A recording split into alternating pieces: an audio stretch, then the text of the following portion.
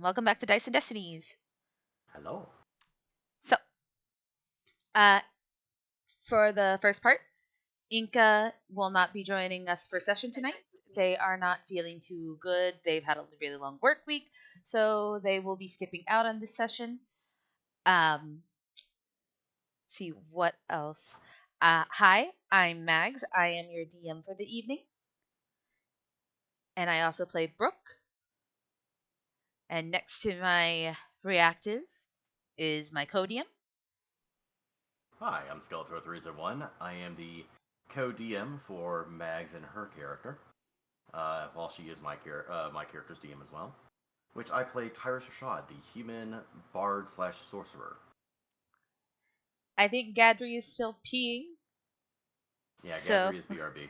So Gadri is on BRB. Our favorite human paladin is played by Ryu Momochi on Twitch, and they are a human paladin fighter. And then there is our lovely angel. Hi, I'm Faye. I play Althera, the half-elf, half-Yuan-Ti bard warlock. And as you know, our slime will not be joining us tonight, but that is a-okay. Last we left off, the team had just started to make their way out of port, but not before not before Brooke and Tyrus had gone on a date to a cafe, to a restaurant, as they spoke about each other and everything that's happened so far, with a couple questions in between. I tried my best. Gadri had found himself pondering a question that he got to ask the Lawbear goddess, and found himself wondering more and more about his ties with Osmodeus and the scars that bind him to him. Um, Althera got to spend a little more time with Ixtal, and ask a couple questions about marriage and love, and her concerns on if her brothers in Pyros is searching for her a fiance. And then proceeded to explain to Ixtal about her wonderful binder of wedding plans for her and Inca. To Them and which, Inca. yeah, them and Inca. To which Ixtal had told Inca that they needed to have a word with them. But Inca has come down with a small cold and has retreated to their room. We start off the session with getting around to everyone and figuring out what they are currently doing, as Brooke is in her room after saying goodnight to Tyrus. And Gadri, Ixtal, and Dilliu are taking first watch. Is there anything anyone wants to do before before you head to bed? Tyrus. Nope. I gotta think off the top of my head. Tyrus. I believe he already checked on everybody, so sees everyone is safe, sound, and about to head to bed. He's gonna head off to bed as well. All right. And you said Althera isn't doing anything? Yep. Oh, actually, there is something he will do. What's up? He's gonna go down to the hull and start working on the implementation of the residuum into the teleportation circle. Interesting. Um, all right. So downstairs in the hold, how are you putting the residuum into the teleportation circle? Well, first question. What's up? What form of residuum did I get? Residuum dust. Residuum dust. Okay. Then he is going to.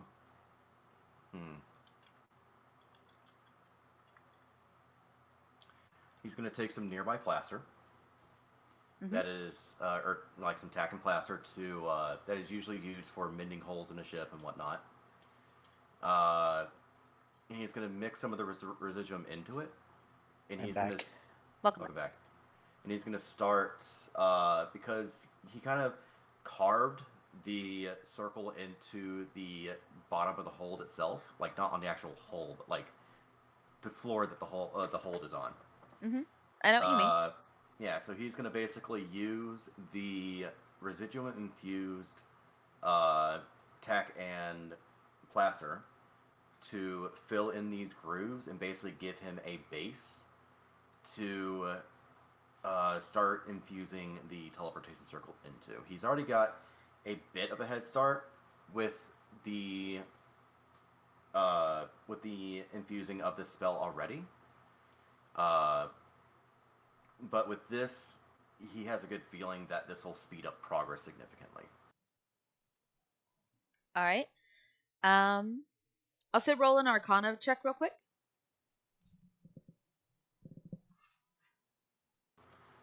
All right, Arcana. First roll of the night. Let's go.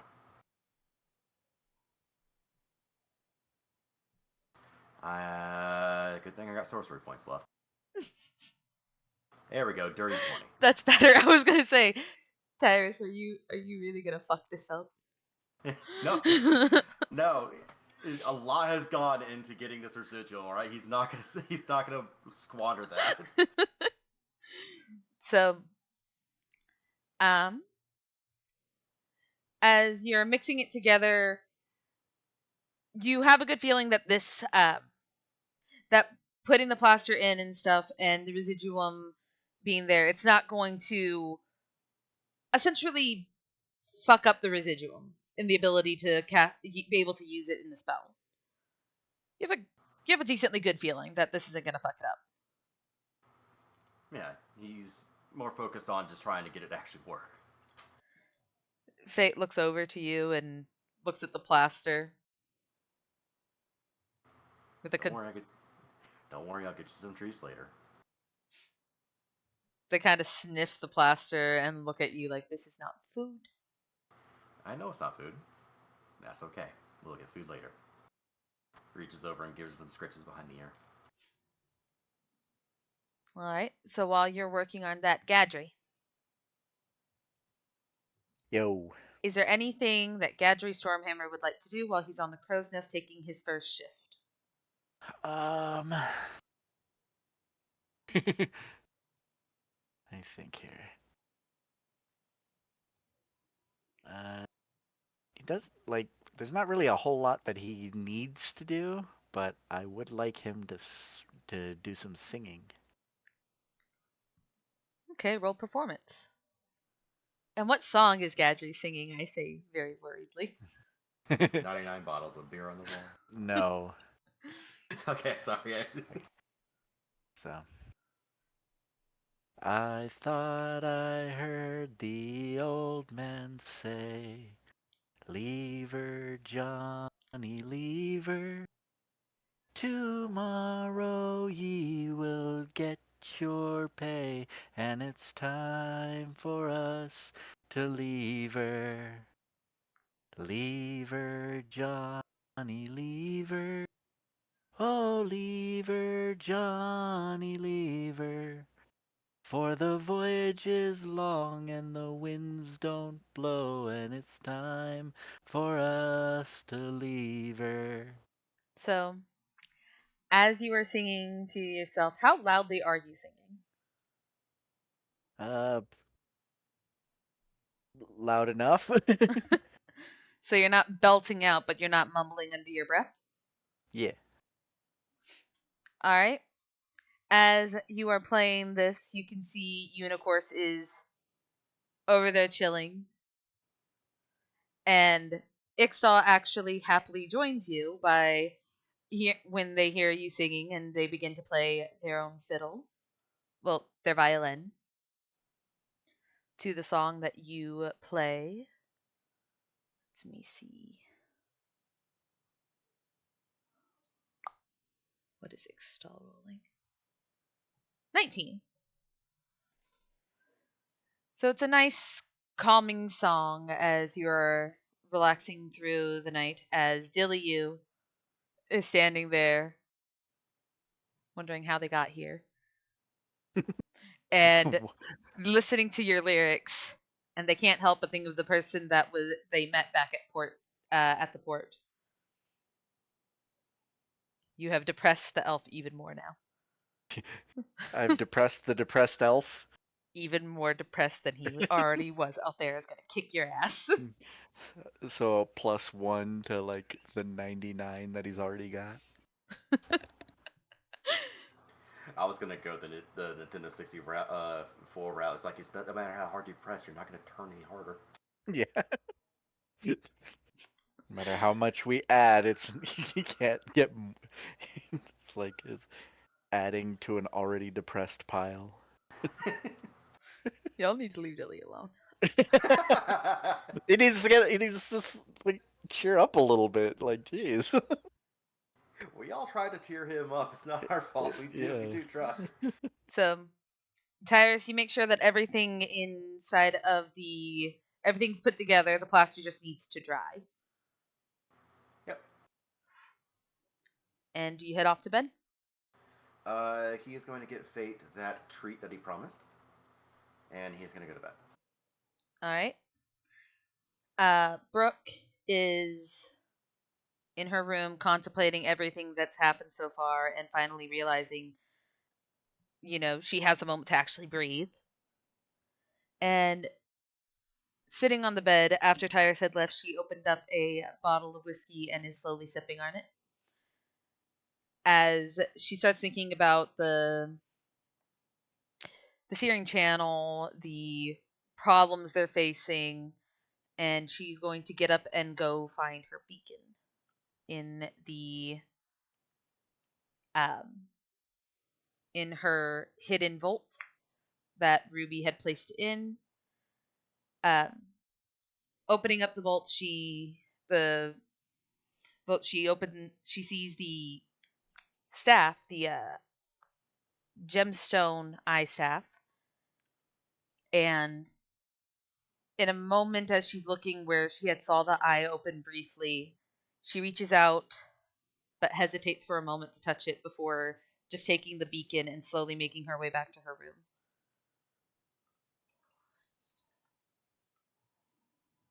Placing the beacon on the vanity, she thinks about how she's going to proceed with the Raven Queen and the Luxon and Ukatoa.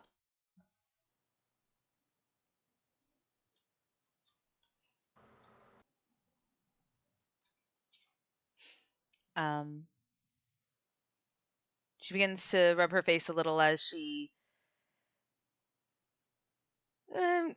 kind of in a bit of a dizzy haze, looks up at the mirror. Roll perception check.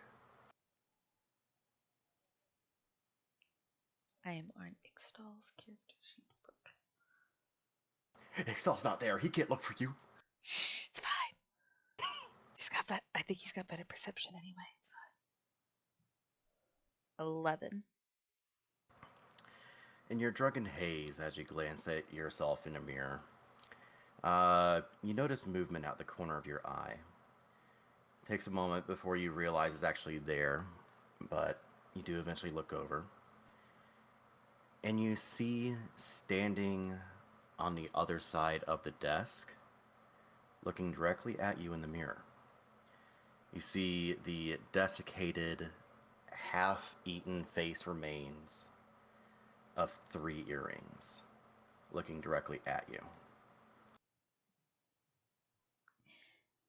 In a moment of stupid drunk panic, she takes the beacon and smashes the mirror. As soon as you do that, you watch as she kind of starts leaping over the desk and trying to reach out for you, but she is instantly gone as soon as you smash the mirror. Up on the upper decks, Dilly's ear twitches a bit, having a passive of 26 or 27, as he kind of looks up towards Gadri, and seeing that Gadri is singing and such, he kind of takes the makeshift lock that Tyrus had and had made for the wheel and locks the the boat in a certain course before he starts making his way down. He's not stealthing, so Ixtal sees him moving. Gadri, you can see him moving as he starts making his way to the captain's office and heading in before seeing this mess. Asbrook is panicked and looking at the mirror, and he's like, "Captain, are you okay?"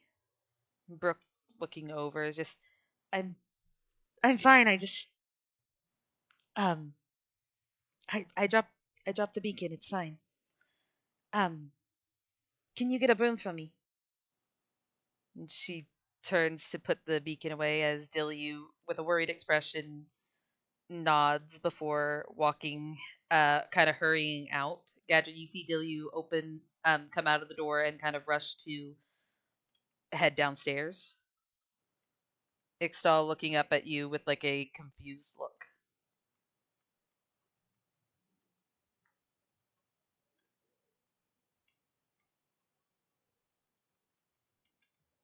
Uh, Did Matt? I was gonna say, did Matt walk no, away? no, I didn't walk away. I was thinking. God, give me like 3 seconds. Jeez. No. It takes a little time for my brain for the hamster to start running on the wheel. He was taking a drink. Jeez, so rude. Uh, He wasn't even looking down. yeah.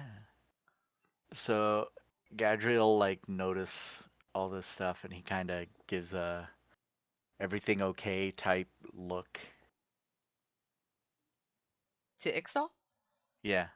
Ixtal looks at you and like shrugs, like, "I know as much as you do." Mm. Kind of points at the captain's office, like, "You want me to go check?" Gadriel shake his head and just kind of go, "I'll go check. Just keep an eye out." Ixtal nods and uses the ladder to go up a level to look out into the water, keeping an Gadriel's eye on going everything. down, yelling timber. No. Why are you like So, this? so Gadriel head down and kind of knock on the captain's door. The door's open. You can see the Oh, broken glass. so he kind of looks over at Brooke, kind of goes, "You okay, Brooke?" Uh, yeah, I went to retrieve the beacon and I guess I accidentally slipped and it hit the mirror. I've He'll kind of been drinking. he'll kind of look at the mirror and then look at her a little bit, and he goes, "Okay." Is it obvious that where is the mirror? Where was the mirror at? The mirror's right there, Yeah. and he kind of looks and he goes, "Okay, I'll let Tyrus know that you need a replacement mirror." No, I can probably mend it as long as I keep the pieces. I can fabricate it or Inca can mend it. It's fine. Get Is it like noticeable that she's like that her demeanor is different? that would be insight.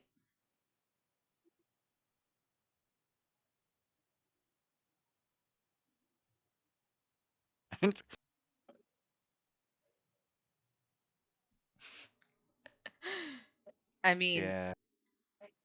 she's tipsy, so that could be it. Would Tyrus notice any commotion considering he's in the halls right now? No, because he's in bed. I asked you where you were.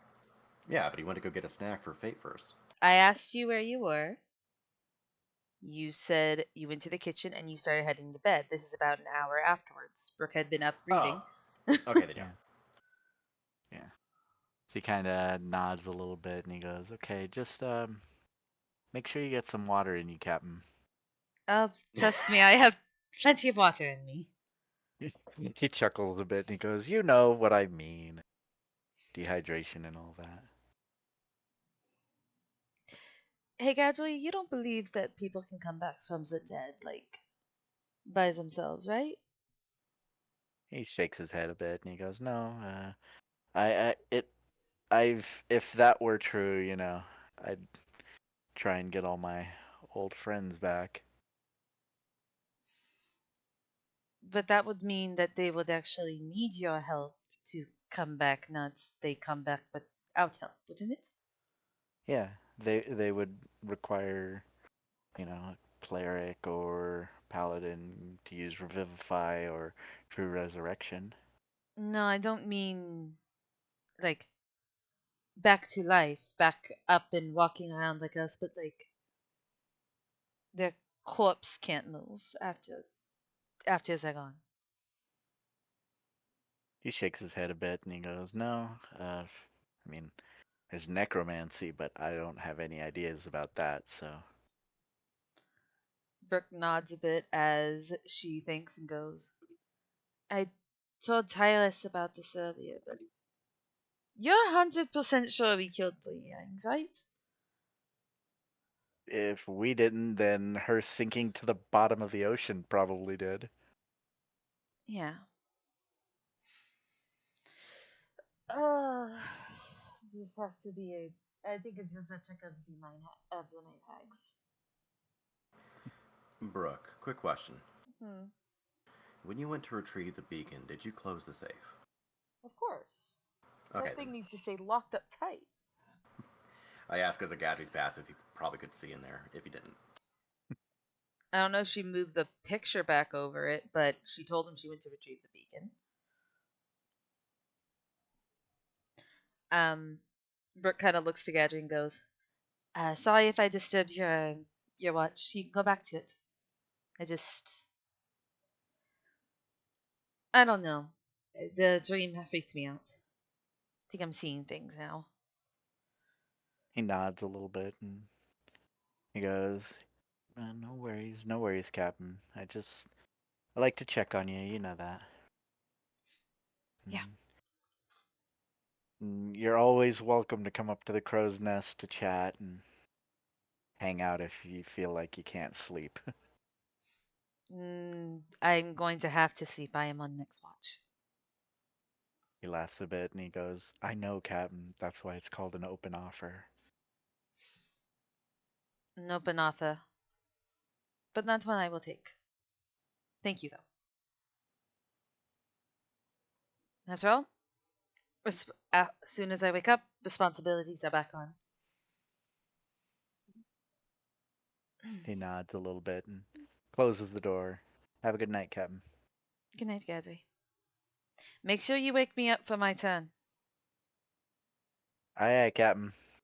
You turn He around and starts. Dilly's right behind you. Broom and dustpan in hand. Are we leaving the glass on the floor?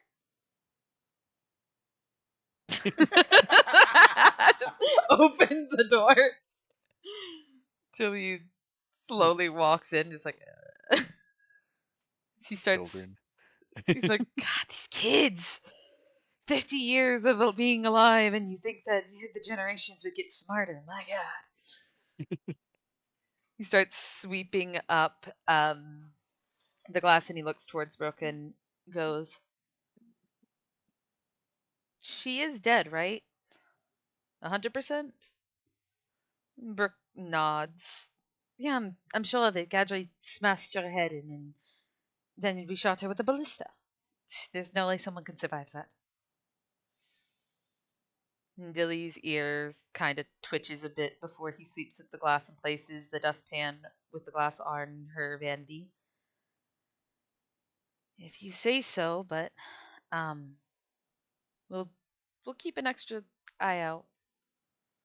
Brooke nods, and smiles. Dilly is going to roll his own insight check on Brooke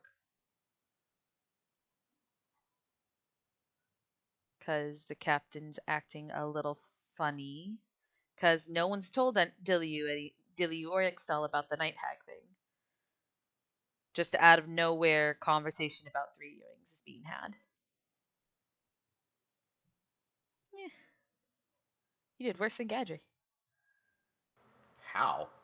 2. Rolled a 2 plus 2. So did Matt. No, he did 2 plus 5. I know, he rolled a 2 as well, that's what I'm saying. Dilly nods before slowly closing the door and going, see you on your next watch. Closes the door, making a mental note to talk with Althera and Tyrus about the fuck just happened before closing the door and looking up towards the crow's nest.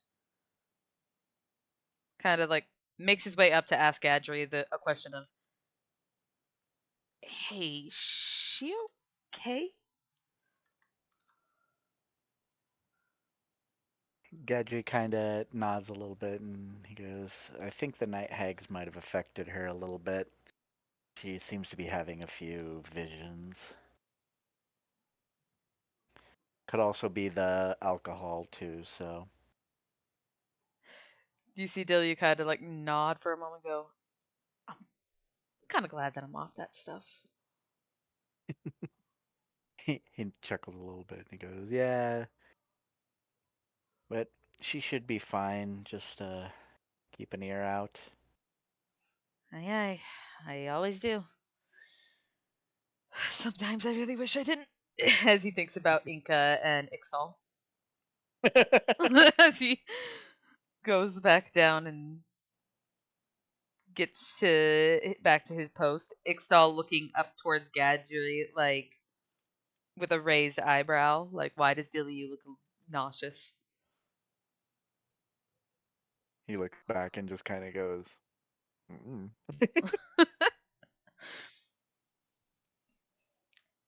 And as the hours go on and Brooke heads off to sleep finally. And Gadri goes and wakes her up. motherfucker, you better have a snack in hand, like she said. Althera, Mm-hmm. as you're sleeping and your dreams are coming in, it starts off amazing. You are standing in the Pallid Grove. The beautiful kingdom is back to where it needed to be. It's a night of celebration and joy. You are in a gorgeous dress with the symbol of the moon weaver on it. Everyone is smiling as you realize that you're standing at a wedding. A wedding for one of your cousins. You see her dancing with her groom and smiling. People are complimenting you for your matchmaking abilities and finding them just the perfect mate. As you're watching everyone dance along with the bride and groom, swaying side to side, being the wallflower in the back, you feel someone tap your shoulder. I'm gonna look to see who it is. The figure is faceless. It's a blur. But they hold their hand out to you with a smile, How asking are for they your hand in smiling if they don't have a things. face? Have you ever seen Full Metal Alchemist? Not in years. I think I know what you're talking about.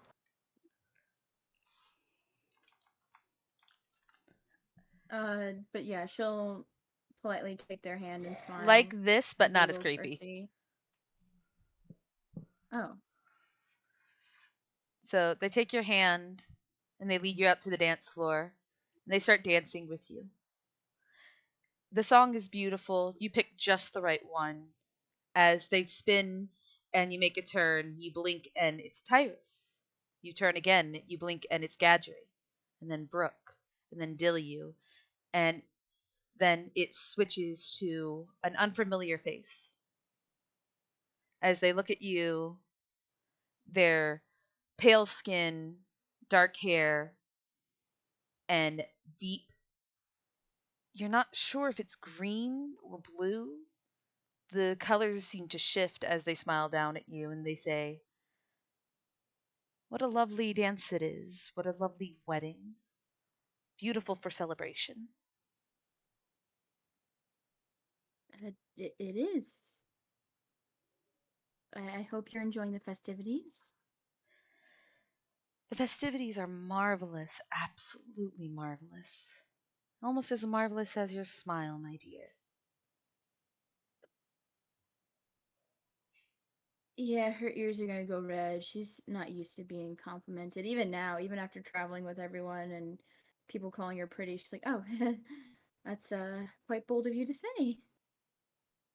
Well, of course it would be. As they spin, they shift once again. Brooke, Tyrus, Gadri, Dilyu, Solomon this time, just switching through as they turn back into this handsome figure.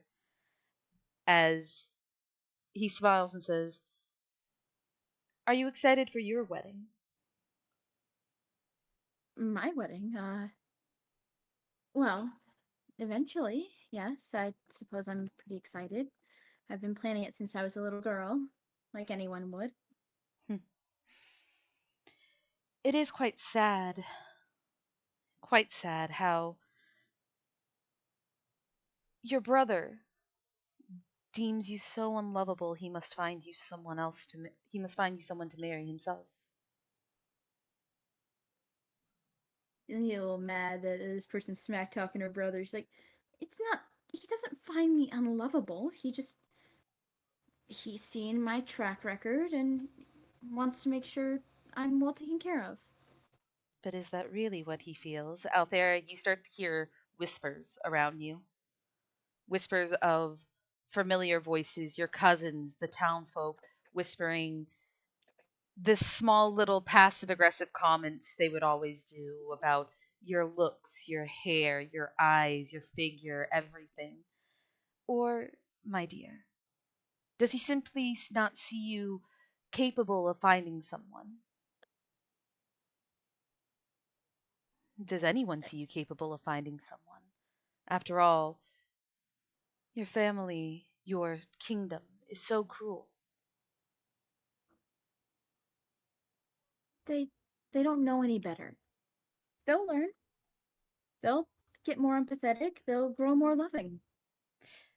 They'll grow more loving to the point where they go across the whole continent as north as possible to go to a whole other nation, just, and they lean a bit close into your ear, just to get rid of you, away from the grove, the half breeded, monstrous daughter. But you don't deserve that, do you? No, no one deserves that. And I don't think my people truly think of me that way. They just haven't had the time to get to know me. It's like, Sweetie,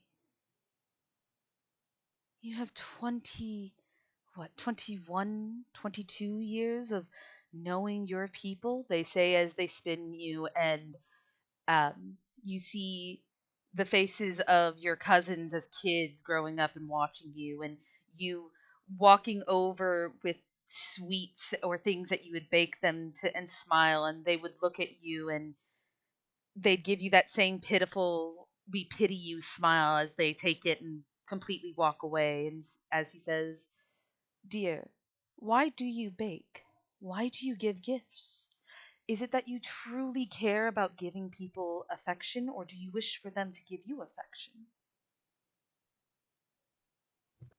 she kind of pauses for a second and she really thinks and she just sighs a little bit, blinking away tears. And she's like, it's because I don't want anyone to feel alone like I have or unloved.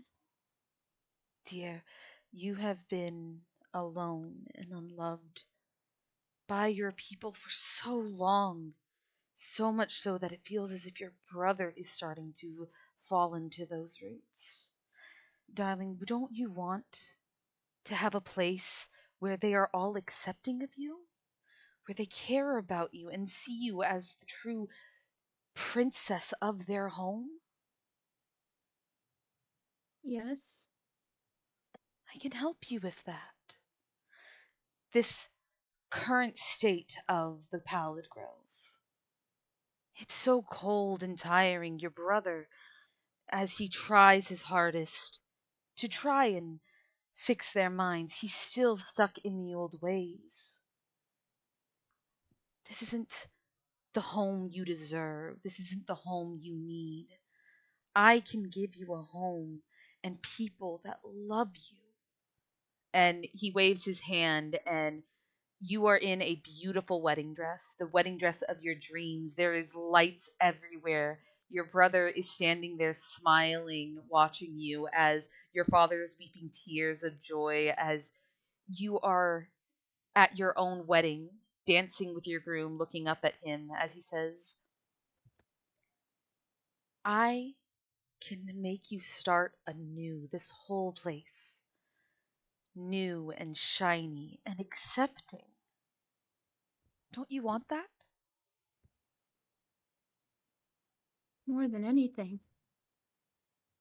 My dear, look for the signs. Look for me. And I will make it all come true.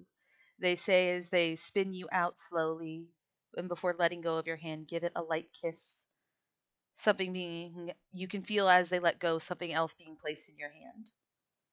As he looks to you and smiles, you feel butterflies in your stomach as you look at him, as he bows.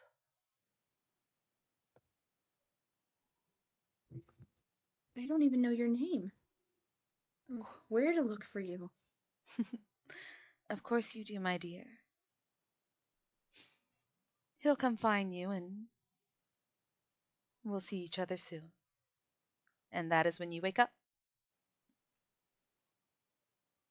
You feel Coda pawing you in the face.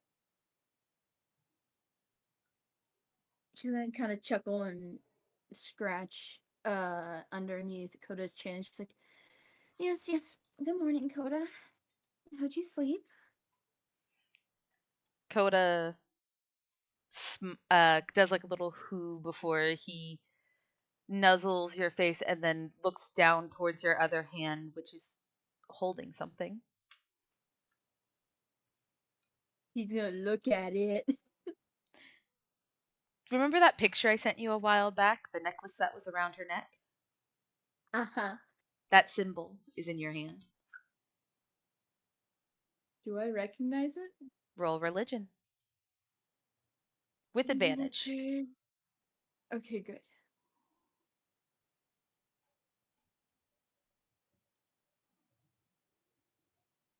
$17. You know this to be the symbol of the deity that drags your people underground. This is the symbol of the crawling king. Ah. Dun, dun, Uh, dun. her her face is gonna go pale, paler than it already is. Her ears are gonna droop. Uh, and it's almost like it suddenly turns into like hot coal as she throws it as far as she can against the wall, and then like crawls back until her head hits the headboard, and just kind of holds her knees, and is just taking shaking breaths and muttering to herself in Draconic. Would I notice this, considering I share a wall with her? I mean, if you hear the thump, Roll perception. of Because this you do being have to thrown keep in. in mind, Althera only sleeps for 4 hours. You sleep for 8. Yeah, I'm aware.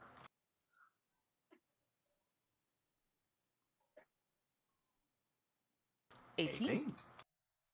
Tyrus, your dreams are gone. You're no longer panicky and stuff, but you still have that bit of jumpiness to you. You hear a thud as the uh, as the symbol hits the wall and then thuds against her and ricochets onto the door and falls to the ground.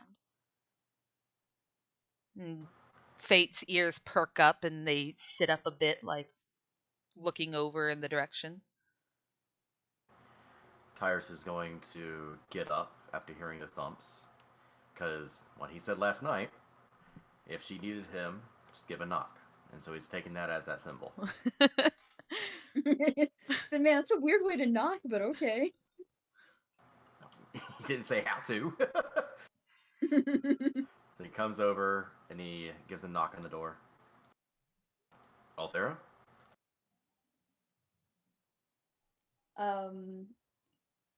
Althera's gonna kind of jump and snap at her. She's like, sorry, 1 second. I'm indecent. And she's gonna clamor to grab the necklace, like wrap it in cloth before like shoving it under her pillow and sitting back in bed. She's like, come in. Okay, I was gonna ask if I could make an insight check based on what I'm hearing all that, but Go ahead and roll insight as this is happening.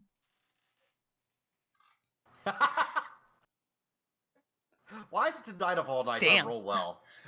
So God damn, Tyrus. you I don't Can you tell not be like perceptive at all? you insight that she's nervous, but you figure maybe like you startled her with the knock or something. You're not 100% sure. You just hear a bit of nervous energy.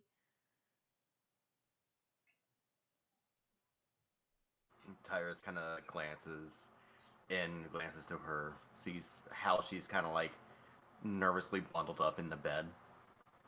As he kind of pokes his head and goes, I heard the knocking. Is everything all right? You seem nervous. Just a bad dream is all. Nothing too drastic. It's one of those, you go to temple and you're not wearing pants kind of nightmares. Insight check. Deception. Yep, deception and insight. 17. What'd you roll? 21. I'm going to kill you. So, what you're getting from this is she's nervous about something. You figure it is a dream. You don't think it was a temple dream, but it's your choice whether or not you're going to pry. I mean, so, yeah,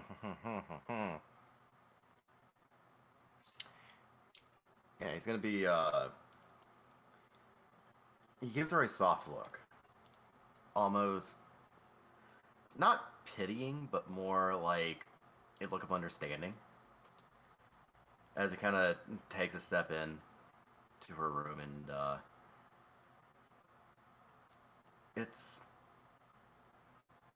if it's something difficult to speak about, well, I'm one of the few people who can understand that. I do regret not sharing with you and the others about my dreams. So, if there's something going on with yours, please learn from me. Is there anything going on that I can do to help?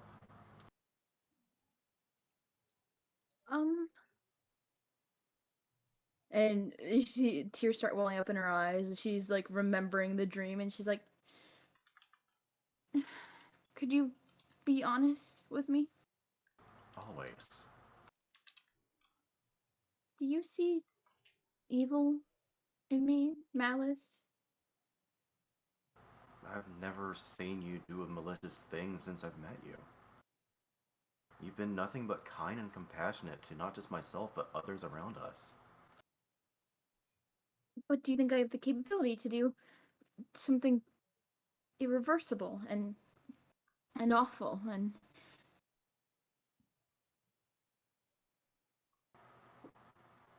Not from what I've seen, but then again, I've only known you for about a month. But that's not to say that you are capable of doing that. You have shown, at least to me, that you are very much a trustworthy individual, and you do have the capability to stand up for yourself. and be powerful. And hell, I've seen how powerful you are when someone intrudes on the kitchen without your consent. True. That's the. I'll be honest. That's the scariest I've ever seen you. That's the most malicious I've ever seen you. But otherwise, no. I don't believe that you have a single malicious bone in your body. If I were to do something, um, even if you get just an inkling, um, I want you to do whatever. She's gonna take a shaking breath and she's like, whatever it takes to stop it. Okay? Please? He looks at her and he takes in a deep breath, understanding exactly what she's asking. I will do what I can.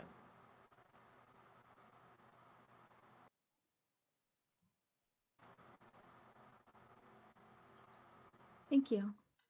And I'm sorry for waking you up. I know you still need to get more sleep. It's all right. He gives her a small, warm smile before he reaches down to Coda and kind of gives him some scritches behind the head. He's gonna nip at your hand. He's gonna be all right with that.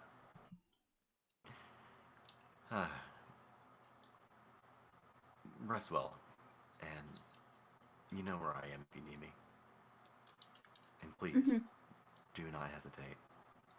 I mean it. I know. I know. And he's kind of pointing a little at you, kind of like a little sassy at you, like you know, kind of that type of thing. Like, I know that you think that it's not worth talking about, but we've both seen what happens when when we just leave something bottled up inside. Right. Well, thank you again, Tyrus. Um, and you'll be happy to know that when I when I eventually leave to go back to the Pallid Grove, you and the others are more than welcome to stay with me if you're ever in the area. Well, I appreciate that. I'm sure that we'll be taking you there ourselves someday. After all, it does sound like you have some things that need to be taken care of at home. Yeah, I do. Well, whatever you gotta take care of, you can rest assured that to know that we will be behind you every step of the way. Thank you. After all, I'd love to see the Pallet Grove. I've heard good things about it. Or I've heard nice things about it. It is nice. But I'm going to get dressed and start on breakfast prep. I think I'm gonna let Lilith sleep in today. Alright. Would you like some help? No, it's all right. You need your sleep. Alright. He reaches down and he wraps an arm around her shoulders and gives her a little side hug. She's gonna pat his back. Smiles to her as he lets her go. I'll see you in about 4 hours. Good night. Good night. And he retreats from her room. Althea, you are left alone as you as he closes the door and walks to his room. Coda kind of like looks up at you and starts to paw the pillow a little bit. Althera's gonna watch Kodo for a second, as she goes to wipe the tears that are finally falling, from her face, and then kind of very carefully but very scared, like open the pillow, or like pull the pillow back to see if the necklace is still there. It is. Just slam the pillow back down. Awful. A full dream. She's gonna pull it back again, very quickly take the necklace and then shove it into the desk drawer in her room and slam it shut before putting her hands over her Moonweaver symbol and trying to take deep breaths. Tires returns. I heard knocking again. I'm not. God damn it. I'm sorry. Althea, there's much to do in the kitchen. There's much to do right now. Anything to do, in all honesty. Yep. So you make your way into the kitchen. You can find Dilliu has essentially started making a pot of coffee, which you, based on how they look, you're assuming that maybe, just maybe, they have traded coffee for alcohol. Their alcohol addiction for coffee. As he looks over and smiles and says, "Good morning, Althea." Oh, how dare you? I didn't think you'd be in here. Yeah. I've decided to make a cup of coffee for Ixtal and first meet Stormhammer. That's nice. Well, I'm just gonna get started on breakfast. Don't mind me. This early? She's gonna quickly walk to the ingredients. She's still a little shaky, but she's trying her best. It's kind of early for that. Let's see, it would be around 4 a.m. from when Yeah. everyone went to bed. Mm-hmm. They think for a moment, they go, before you do that, do you want to see the sunrise? Oh, sure. That'd be nice. Nice distraction. You're usually down here cooking when the sun's coming up. Maybe you want to see the sunrise and see it on the water? Sure. I've never seen it before. Be a nice memory to make. Yeah, I think Ixtal's at the front of the ship.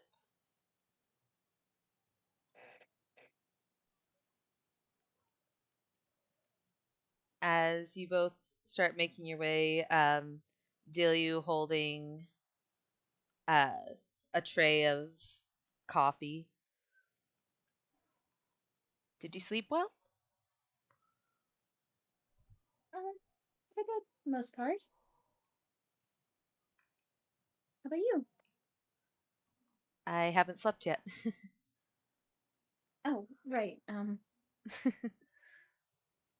Sorry. You sure you're all right? Oh, yes. I just had a little bit of a nightmare. Nothing too drastic. Just um, it was about commitment and marriage, and I don't know if I'm quite ready for it yet. You're young. You don't need to worry Yes, about that. but well, I'm of marrying age, and I'm not getting any younger. And whoever I marry, I need to produce sons and daughters for, and it's a lot. Althera, you know I'm like 50, right? And I'm not married. Yes, but you're also not noble. Does that matter? Ixtal's like, Well, and you see them kind of like look over, so, in like almost like a, I'm gonna get hit way. She's like older right. than most of us, all of us. You feel Ixtal's ear twitches. Ixtal. You can see in the distance Ixtal's ear twitches. You see the bird like Ixtal's bird like land nearby. Yes, but well, I only have so long as a half elf, and if I marry a pallid elf, I need to get going. That sounds awful, but it is what it is. Hmm. How old are you? 20, 23? 20, no. Yes, 23. You have so many years. After all, half elves are living to almost 200. Oh You shit, I meant 22. She's at 22. I just looked at my character sheet. you you have plenty of time.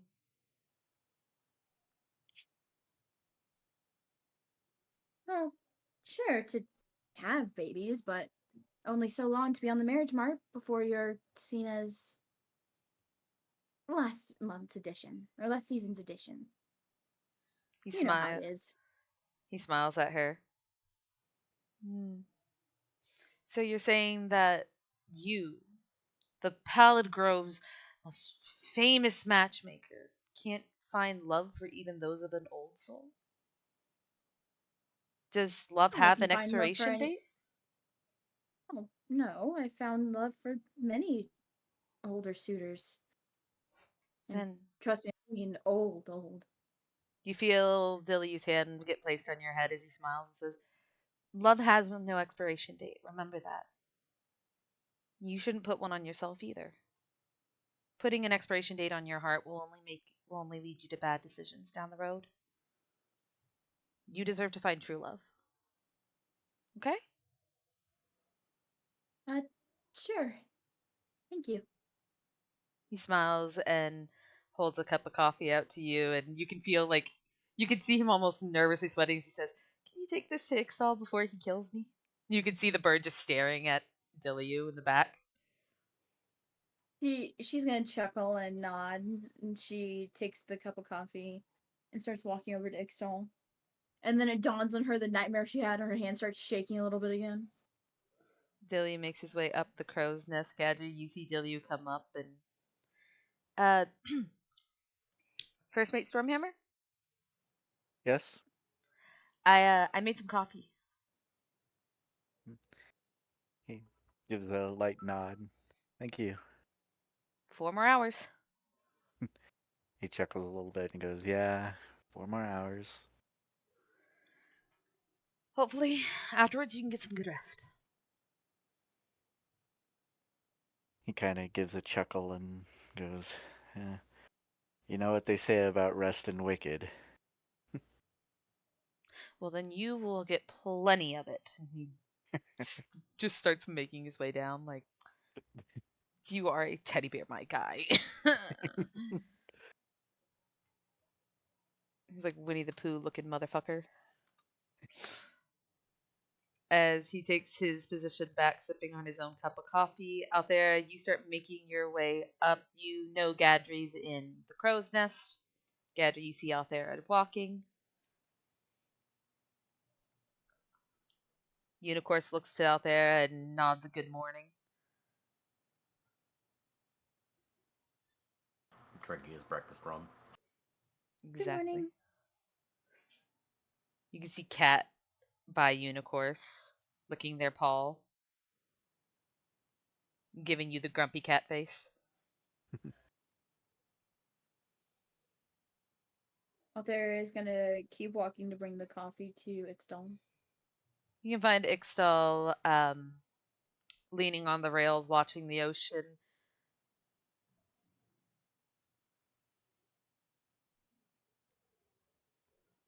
There we go. You're moved over to the right spot.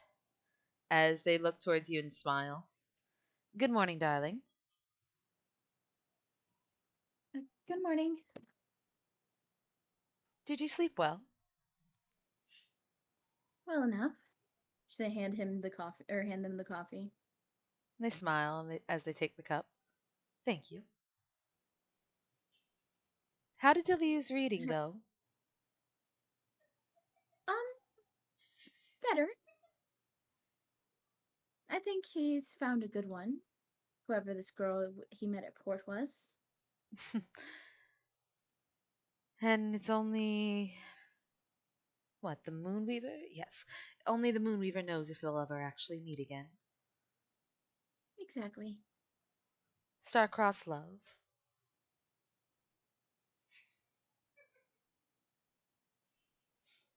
Yep. You just looking at her a bit suspiciously. Are you all right?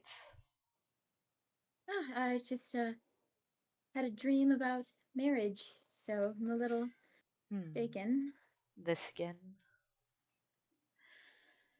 It was my own wedding this time. Oh. Hmm. Everyone looked very happy. Hmm. Were you happy, dear? I I think I was at one point. Um, it was kind of a blur.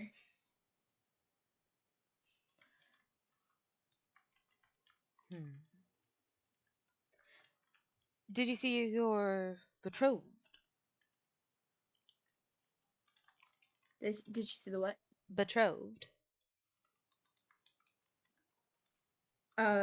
She's like, kind of. They kept changing faces. It was first Tyrus, then Gadri, then Brooke, You see them then kind of make a an face when you unknown. say Gadri, like, oh, him. It's like, then an unknown fourth person. Perhaps the Moonweaver was giving you a glimpse of your fiance that Zempyrus has picked out. Maybe. Or they do say that if you dream about marriage, it can represent new opportunities, or maybe a future love knocking at your door. Though you seem Oh, distraught about this. uh, there were just whispers in my dreams. What did I they think say? I um what they usually say, or what they said when I was still at the Grove, and I wasn't matchmaking or doing anything useful. Hmm. And the dream ended off a little um she tries like form the words, but her mouth feels so dry. Her palms start to get clammy, and she's like, um Yes. I I and when she looks at Ixtal, she sees how Ixtal looked in her first nightmare, and she kind of just freezes, and she's like, I, I, um,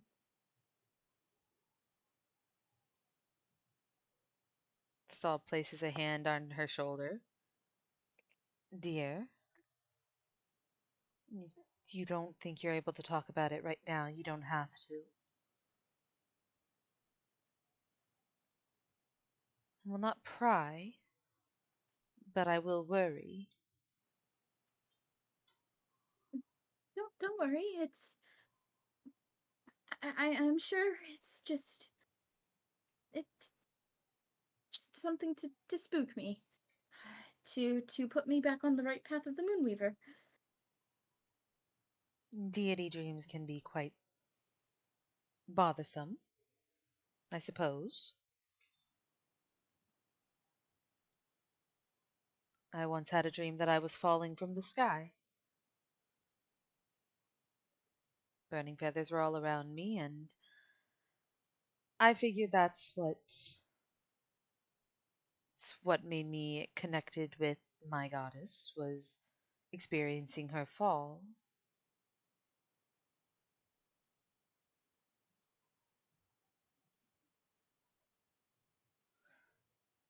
Are you sure you're all right?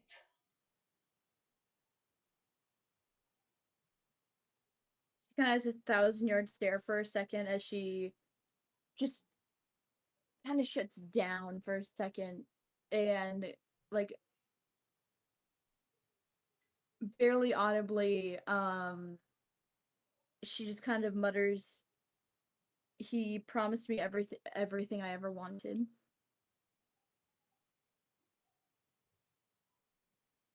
Who? What? Your eyes. They look as if they are thinking of someone in particular.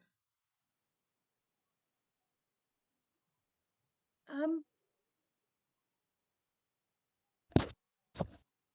I it was I don't know his name. He didn't tell it to me. Hmm.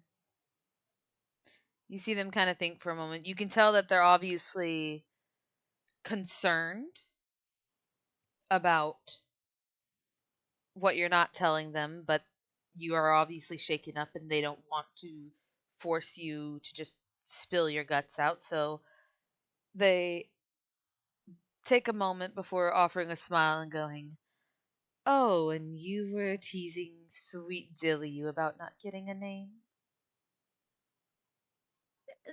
This is different. This was a dream. It wasn't. It was a scary dream. It's different. Well, are you dreaming right now? No. Wonderful. And they put an arm around your shoulder and move you facing forward towards the ocean. Then look at the beautiful sunset, the sunrise. You look out You know, and you see the sun coming up slowly. Um the light on the water makes it look absolutely and utterly beautiful, like thousands of diamonds glistening across the ocean.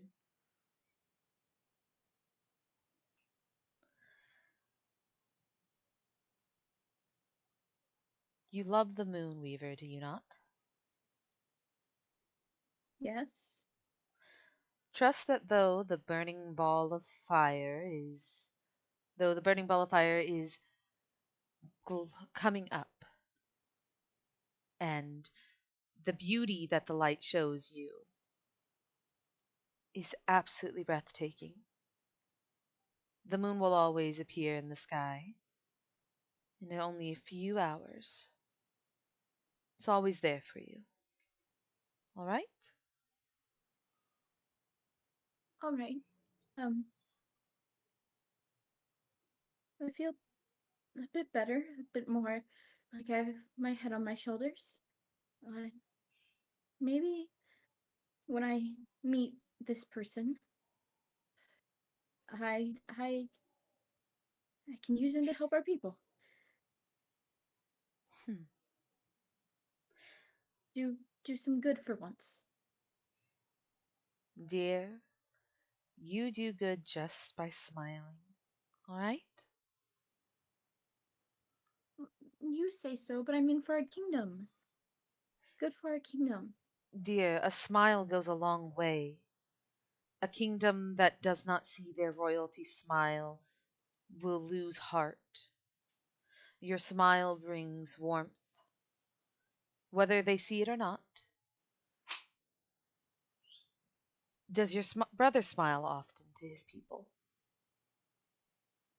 Uh, sometimes. It's not really a smiley person, Then thank but goodness they had he's you strong. around. You lift their spirits out there, remember that. Such as you lift everyone else's here. You sweet little angel. Just gonna give a half-hearted smile and just nod. If you say so. Anyway, I'd better get started on breakfast. I say so and I know so. Don't question your elders as they scoot you along.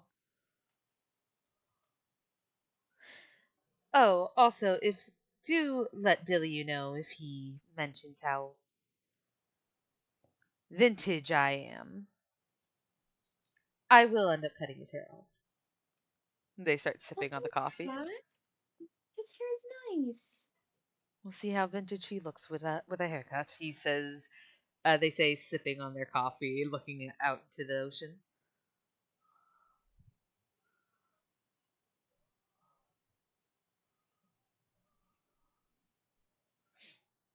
Do you head downstairs to go cook?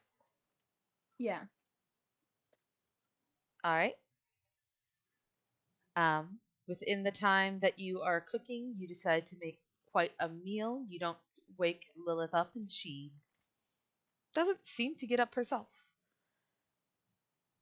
Um, by the time it is almost done, Tyrus, Fate starts barking to alert you that it is time to get up, and Gadri, Cat, appears next to you and starts pawing you to alert you to know that your shift is finally over.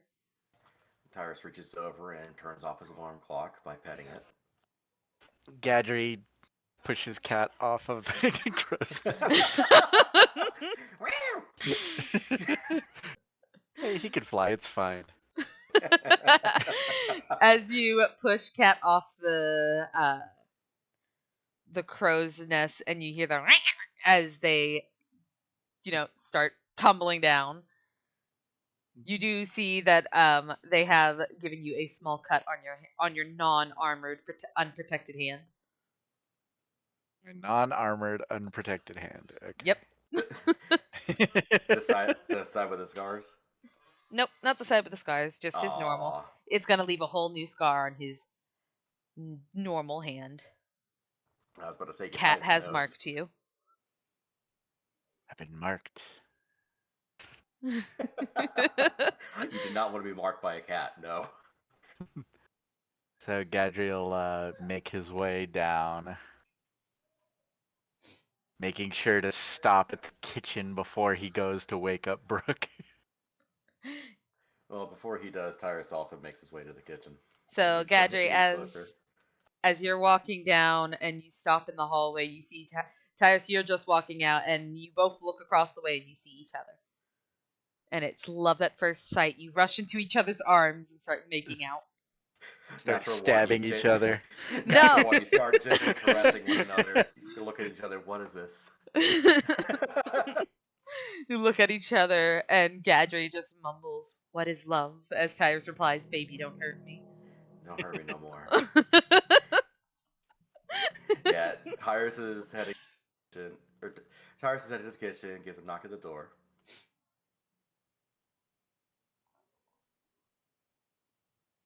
The door opens up, and you see Coda standing there, looking at Is you. Baby not there? Or is Altera not there? Yes, she's cooking.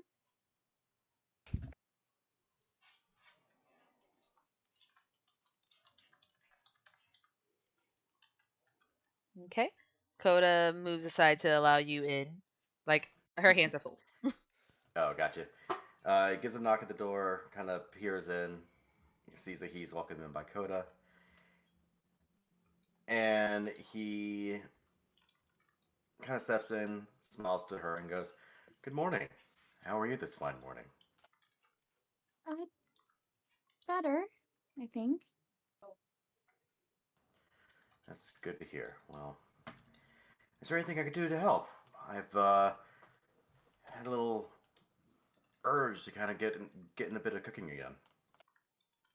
Oh, I mostly finished everything, but if you wanna handle finishing this breakfast casserole, that's fine. I am on it. I am on it, chef. And he goes right into it, finishing the casserole to her specifications. Gadri, you make your way into the kitchen. Coda also announcing your arrival by hooting. Hoot. Good morning, Gadri. He gives a light nod and a wave, and he goes, "Did everyone sleep okay?" I slept fine. It's all right. How about you? Did you sleep yet? He shakes his head and he goes, "No, I'm just grabbing a snack so that I can wake the captain for her shift." Shift. I thought it was morning. Or wake the captain, he says, kind of rubbing his forehead. It's been a long night. Have you been up all night? Yes, I had night shift. Night shift means like 2 hours.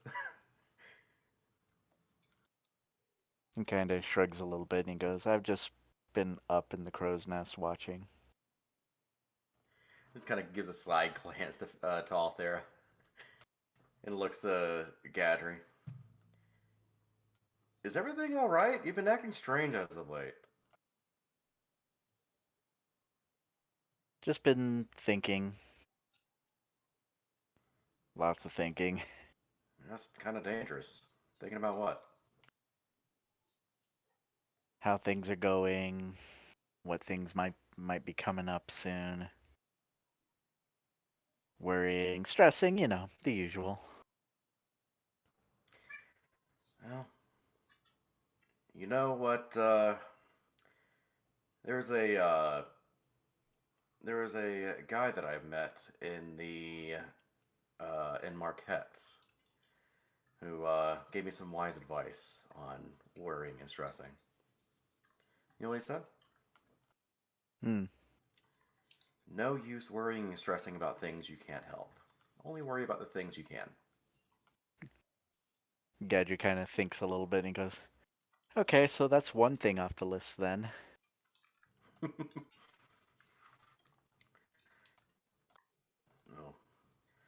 I'd say you'd earned some sleep, so. Gadri, what sacrifice do you grab to ensure your safety? Grabs Coda and walks out. Yeah, I was gonna say Coda. Coda hides underneath Althera. Grabs Althera. Althera's not a snack. Althera's a whole meal. You're smacking him with a spatula. You see Gadri kind of go to reach for Coda, and Althera just smacks him on the hand. No, Gadget will grab like probably a pastry or two. Althera, what pastries have you made for us today? Um, great question. I can't think of any, but I know there's some like fruit turnovers for Brooke because she's a fruit girly. Mm-hmm. Tyrus sees it and instantly knows who that's for. It instantly watches Gadri to make sure he stays away from that. I was bringing some to Brooke, so Yeah. Oh, if that's the case, then yeah. Yeah. He said It's a that he was. sacrifice to the captain.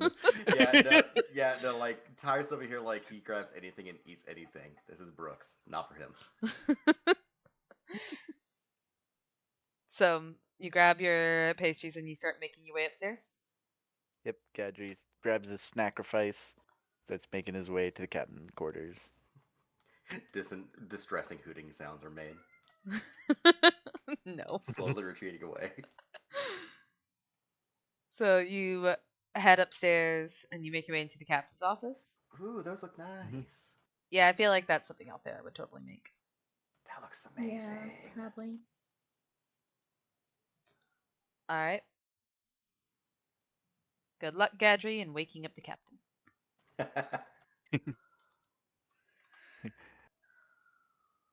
Tyrus looks at Althera.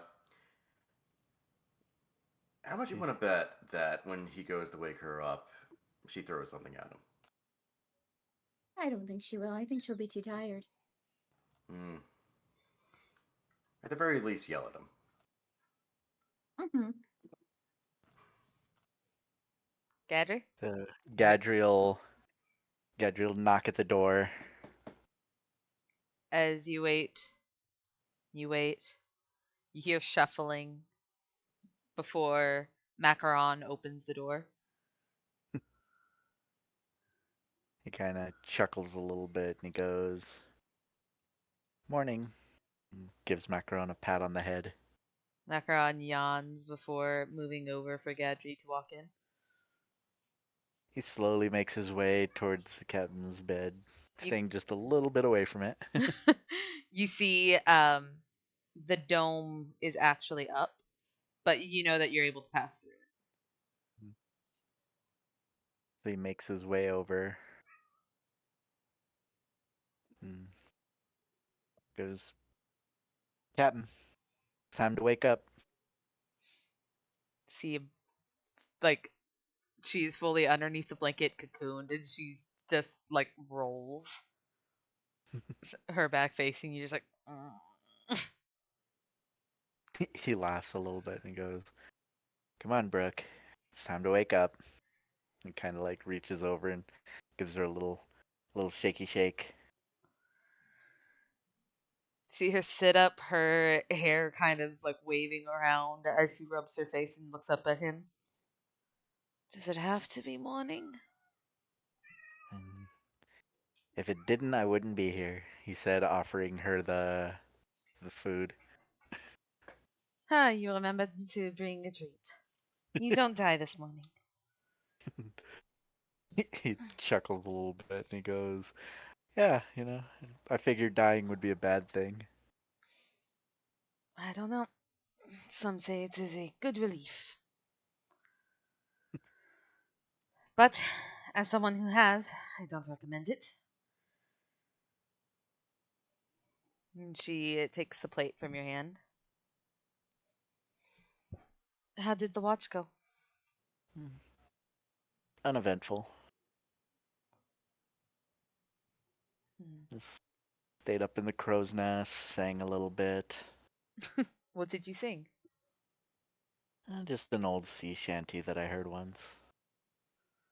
Hmm.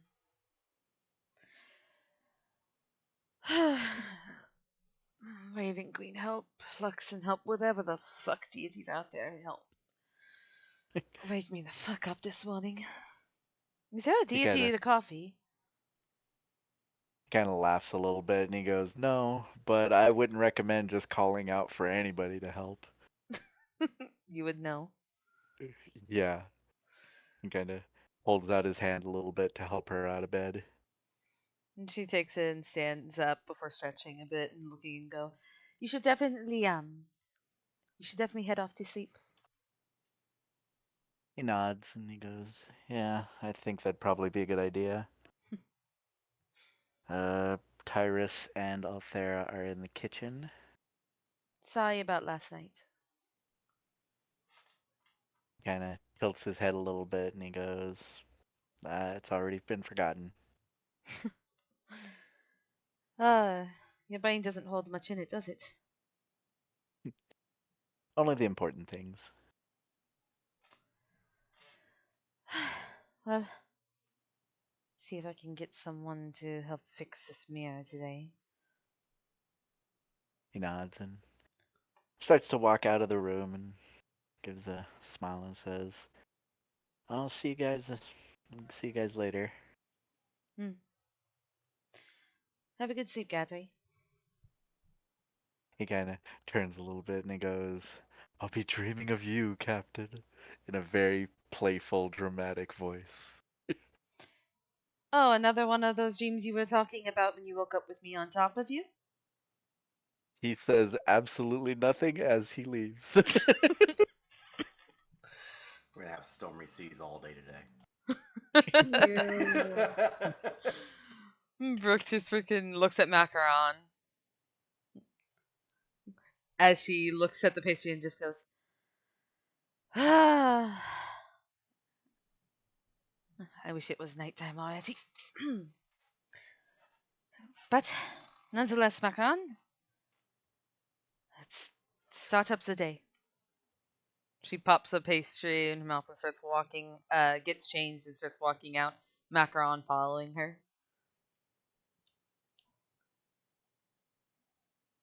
Macaron stealing the raspberries off of her breakfast. Always one of those kids, huh? Mm-hmm. Always eating the skin off the chicken. As Brooke starts heading down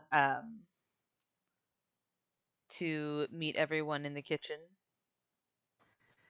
While they do that, and Brooke is having that conversation with Gadri, Tyrus looks at Althera and he says, "You know, I know that you're not much of a friend of that creepy fish that I was given, but I do have to do something with it.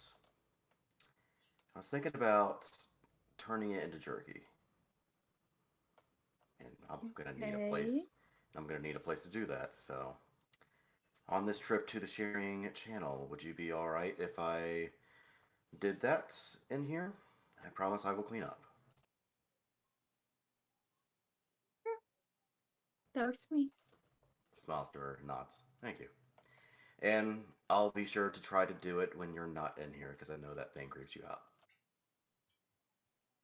It's like it can understand what I'm saying. Yeah.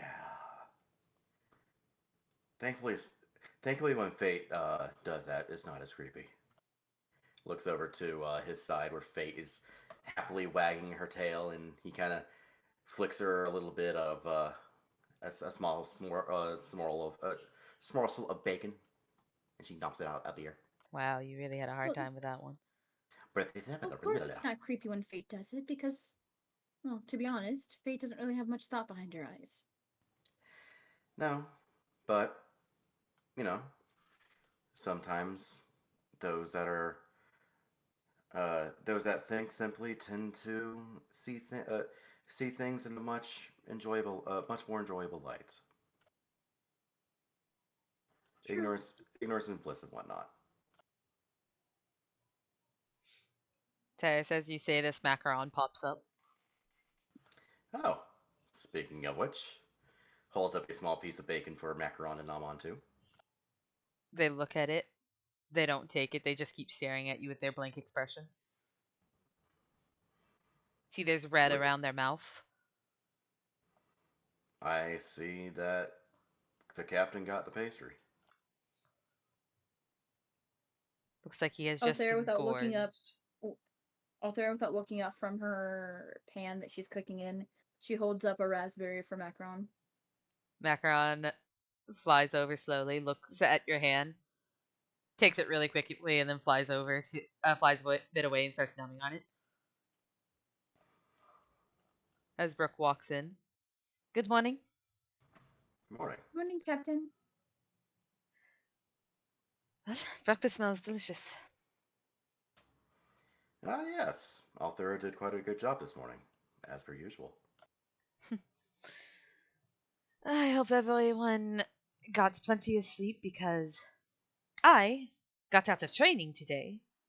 So, we are going to focus a lot on the sailing channel and the preparations that we'll need.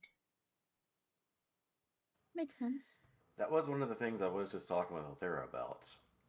This fish that was gifted to me. I was told it was special, so I'm planning on making it into something that we can take in and have before we go. Alright, just make sure it tastes good. With Althera by my side, I cannot see how that would be impossible to do. Oh, I'm not touching that fish. Do you have a recipe at least? I'm gonna make it into jerky, but there are some jerky recipes that I do know that work well with fish. Oh, actually, do we have any suit? It's not suit, right? The spice. What? The Fukra? Filka? uh Sued is a Fusaka. drug. Yeah, Fusaka. That's what I'm thinking There of. you go. Yeah, he looks to Althera and goes, "Oh, do we have any Fusaka left over?" We do. Perfect. That would go great with this. Brooke's just looking at this, looking in between them, thinking about like the fact that they're talking about cooking. Her stomach kind of growls. Tyrus, while he's talking with Althera, is assisting in creating a plate for Brooke while talking. So he's really good at multitasking that at least, and ends up with a nice plate for her. You see Brooke like numbing on one of the pastries as she's just like looking at you two talking back and forth about this jerky recipe, and she's like, "It's going to taste good." Of Yes, course it is. it'll taste fine. Brooke, you know my jerky tastes good. Brooke kind of looks to the side with almost like a guilty face. He, he smirks at her, giving her a teasing look. I may have fed the jerky you gave me to Yore to see. And how does she like it? I'm not sure. She's normally high, so I think she likes everything. Um, yeah, I can see But, that. but, I will give the fish jerky a try. I was not going to eat the liver. That's entirely fair. Arthur, you should have seen it. Oh yeah, we got a rock, and I took its liver and made jerky. What? Out Yeah. there, roll nature. See if Really? you've come across a rock bird in your travels. 17. You think for a moment, and you remember being little and your brother and you on a bit of a scouting mission. Your mom had entrusted you to his care as you were going on your very first like little hunt for small creatures and such. When a loud screeching sound could be heard nearby, and your brother grabbed you and hid in one of the burnt trees, and you saw this massive, gigantic bird fly overhead, and it was super cool to you. Your brother looked like he freaking almost had a heart attack. And he explained to you that that gigantic bird was called a rock. And for you never to go near them, for you are tiny and biteable. Um, The I'm rock. gonna give a Can you nostalgic smell what it smile. cooking? She's gonna give a nostalgic smile. She's like, "Oh yes, my brother and I encountered one of those when I was small." yeah. Comes to find out, wall of forest, they are very much effective against those things. I wonder if the one that you saw had lobster claws. But no, it didn't. Brooke kind of shudders before she's like, anyway, um, let us all go have breakfast. Of course. He starts preparing some plates with Althea and helps her bring the meal upstairs. Brooke helps, Coda helps, Macaron steals a plate. Fate takes a plate on her head, and she happily walks along.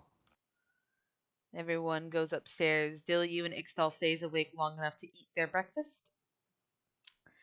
And they head off to their respectable rooms, Ixtal informing everyone that Inca has caught a slight, what they told them was a cold, though they're not 100% sure. And because of reasons.